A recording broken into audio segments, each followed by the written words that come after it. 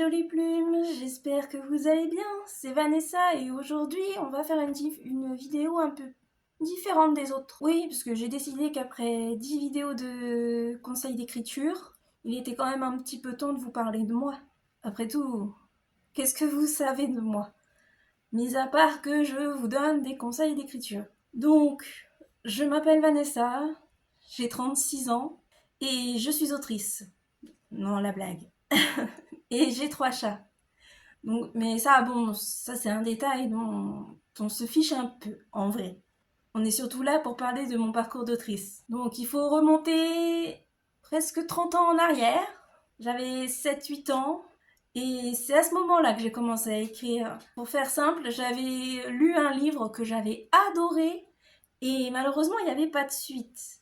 Donc, je l'ai inventé. Et après ça, j'ai pris une petite pause jusqu'au collège où j'ai recommencé l'écriture. C'était un moment où ça allait pas très fort. J'avais eu une idée d'histoire et je me suis dit pourquoi pas en vrai. Donc du coup, je me suis mise à l'écrire et c'est allé tout seul. En revanche, je ne montrais jamais mes écrits à personne. J'écrivais juste pour moi. J'étais terrifiée à l'idée que quelqu'un puisse lire ce que j'avais écrit. Pour moi, c'était impossible. Je me disais que je pourrais jamais faire lire mes textes à quelqu'un. Heureusement, ça a changé. Donc oui, j'ai écrit pendant une bonne partie de mon adolescence. Bon, à l'époque, c'était sur papier parce que je n'avais pas d'ordinateur. C'est un détail. Donc j'ai pas mal de petits dossiers qui me restent dans mes vieux cartons, dans, dans toutes sortes de rangements en vérité, parce que je les ai pas mis tous au même endroit. Note à moi-même, faudrait que je le fasse. Après, on arrive vers le lycée, et là, le lycée, ça allait pas du tout. Ça allait pas du tout parce que j'avais l'impression que mes professeurs me descendaient en flammes. Donc du coup, là, je me suis encore plus réfugiée dans l'écriture. C'est là que ça commençait vraiment à devenir sérieux. C'est là que j'ai commencé notamment à faire des efforts sur les personnages. Parce que avant, j'avais tendance à faire des personnages qui étaient trop parfaits. Hein, erreur du débutant. Ouais, c'est vrai que c'était une période assez difficile. Heureusement que l'écriture était là pour me maintenir la tête hors de l'eau. Ça, je vous cache pas.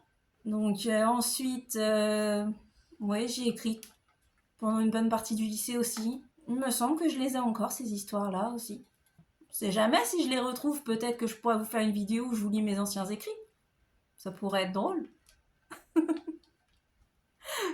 En tout cas, aujourd'hui, c'est vrai que par rapport à mes textes, j'essaye de plus faire trop attention au regard des autres parce que je fais ce que j'aime. Et si ça plaît pas, en vérité, tant pis. Mais moi, je fais ce que j'aime. Donc c'est le principal, en vérité. Et il y en a qui aiment. Donc, oui, parce qu'aujourd'hui, je fais lire mes textes.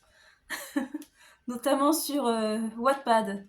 Parce que ce que j'ai écrit quelques romans.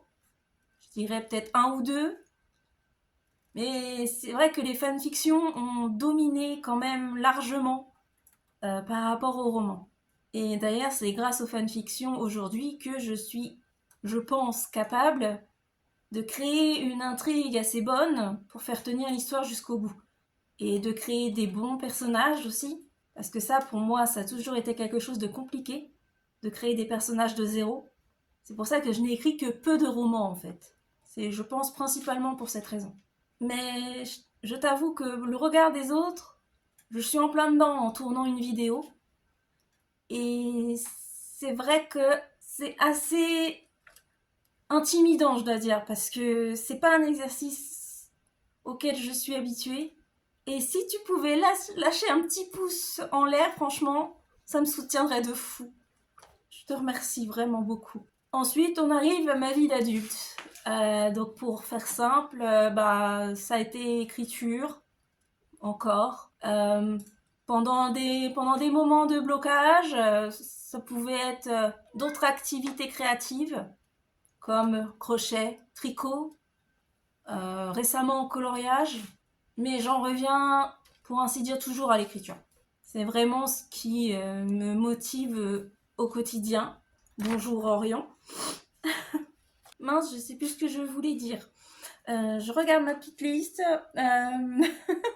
C'est aussi à ce moment-là que j'ai commencé quelque chose auquel je n'étais pas habituée. Parce que moi, j'écris toujours mes histoires toute seule. J'ai commencé à écrire des histoires à 4 mains avec ma petite sœur. C'était pas quelque chose d'évident, parce qu'encore une fois, habituée à écrire toute seule. Mais étrangement, en fait, j'y ai pris goût. La preuve, on continue encore aujourd'hui et je vous raconte pas le nombre d'histoires qu'on a commencé ensemble. Si jamais ça vous intéresse, je pourrais vous mettre le lien de mon Wattpad en description. Comme ça, vous pourrez lire mes textes et voir mon style d'écriture si éventuellement il vous plaît. Je comprendrais que ce ne soit pas le cas, parce qu'on ne peut pas plaire à tout le monde. En tout cas, pour moi, c'est sûr, un jour, je vais écrire un roman inventé de A à Z. C'est un objectif que je me suis fixé et j'y tiens particulièrement. Parce que mon rêve d'enfance, ce serait de le publier, en vrai.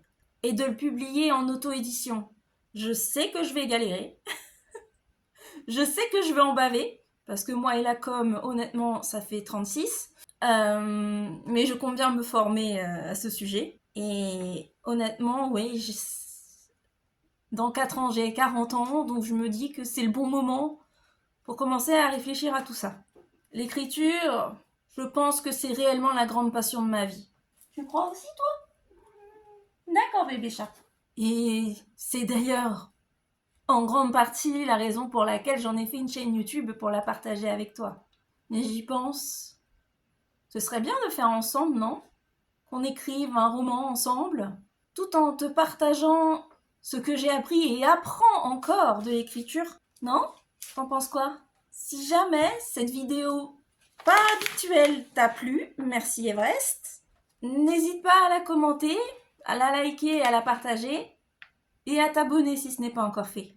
N'oublie pas, écris avec passion et vis avec douceur. Ciao!